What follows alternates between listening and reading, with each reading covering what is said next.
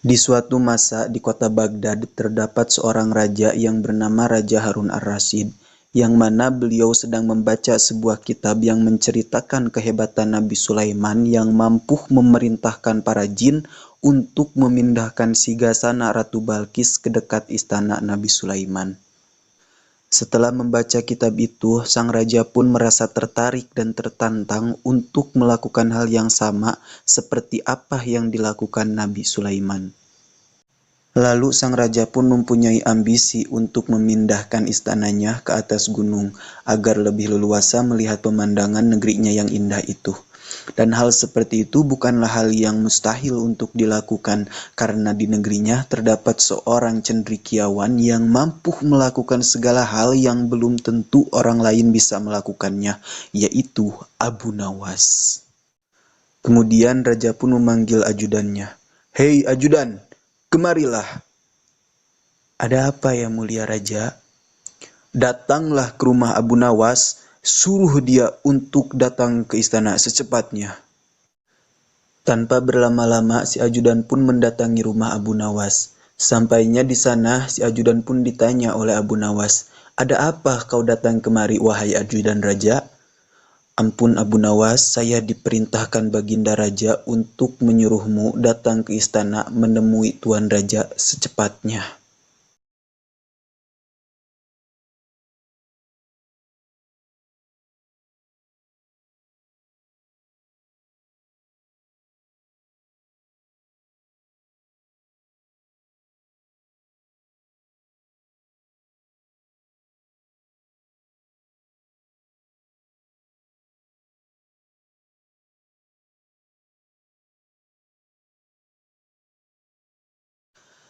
Sesampainya Abu Nawas di istana, Abu Nawas pun berkata, "Wahai baginda raja, ada apa baginda memanggil hamba?"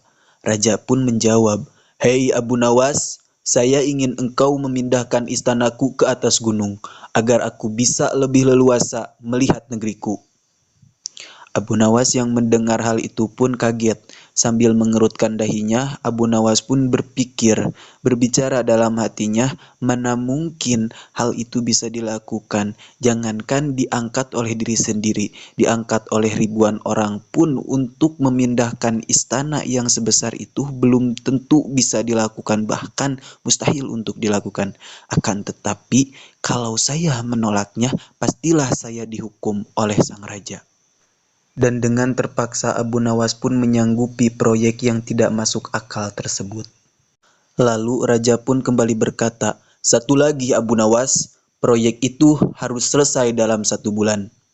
Abu Nawas pun menjawab, "Siap baginda, titah baginda raja akan hamba laksanakan." Setelah selesai, Abu Nawas pun pulang dengan hati yang penuh kebimbangan.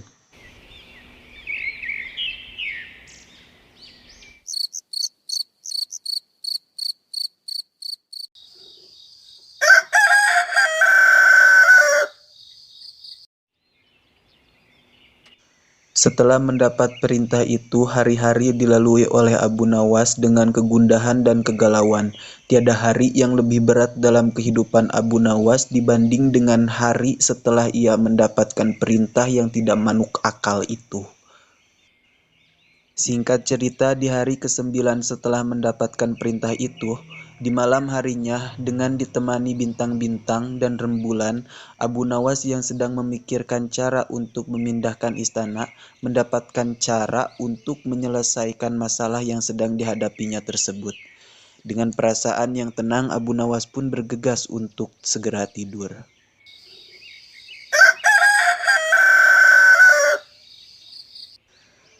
Di keesokan harinya, Abu Nawas mendatangi istana dan menghadap sang raja untuk membahas pemindahan istana. Sampainya di hadapan sang raja, Abu Nawas pun berkata, "Ampun baginda, hamba datang ke sini hanya sekedar untuk mengajukan usul agar pekerjaan hamba bisa lancar nantinya." Raja pun bertanya, "Apa usulmu itu Abu Nawas?" "Hamba akan memindahkan istana baginda raja tepat pada hari raya Idul Adha setelah sholat Id, lebih tepatnya 20 hari lagi." Raja pun berkata, "Kalau hanya itu usulmu, baiklah." Lalu Abu Nawas pun kembali berkata, "Dan satu lagi permintaan hamba baginda, Apa itu Abu Nawas? Hamba mohon dengan teramat sangat kepada Baginda agar Baginda mengkurbankan 10 ekor sapi yang gemuk dan besar untuk dibagikan langsung kepada fakir miskin. Hehehehehe, jangankan 10 ekor sapi, 100 ekor sapi pun akan saya kurbankan. Toh uang rakyat kan ada di saya. Hehehehehe. Setelah selesai, Abu Nawas pun pulang dengan perasaan yang riang gembira. Dan kabar tentang Abu Nawas yang akan memindahkan istana pun mulai tersebar luas ke seluruh pelosok negeri Baghdad. Sebagian orang merasa bahwasannya Abu Nawas tidak mungkin bisa memecahkan masalah yang sebesar itu. Dan sebagian orang lagi yakin kalau Abu Nawas bisa menyelesaikan masalahnya itu. Jangankan memindahkan istana ke atas puncak gunung, memindahkannya ke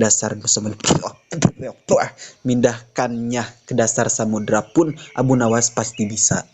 Singkat cerita, hari yang dinanti-nantikan pun tiba. Rakyat berbondong-bondong menuju lapangan untuk melakukan sholat Idul Adha. Balelolana ya Allah.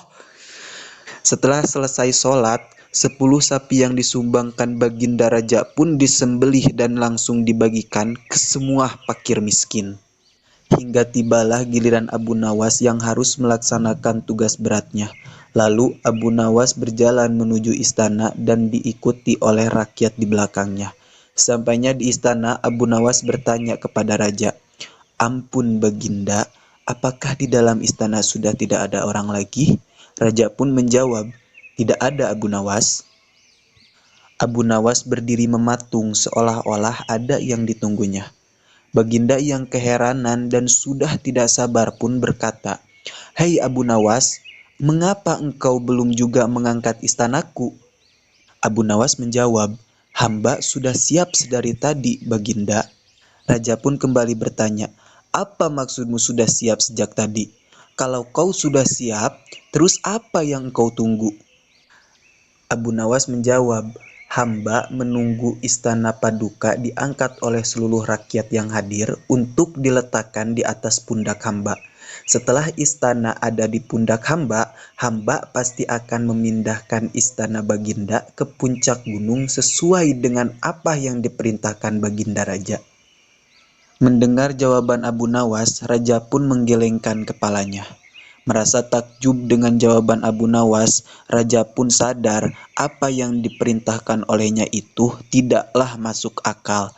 Jangankan oleh Abu Nawas seorang diri, seluruh rakyat yang hadir di situ pun tidak mungkin bisa mengangkat istananya yang begitu besar.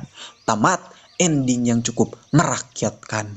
Pesan yang bisa kita ambil dari cerita kali ini, otot yang kuat tidak selamanya bisa mengangkat beban yang berat, tetapi otak yang cerdas akan selalu bisa memecahkan masalah yang berkelas. Salam dari saya Dennis Berkam. Wassalamualaikum warahmatullahi wabarakatuh.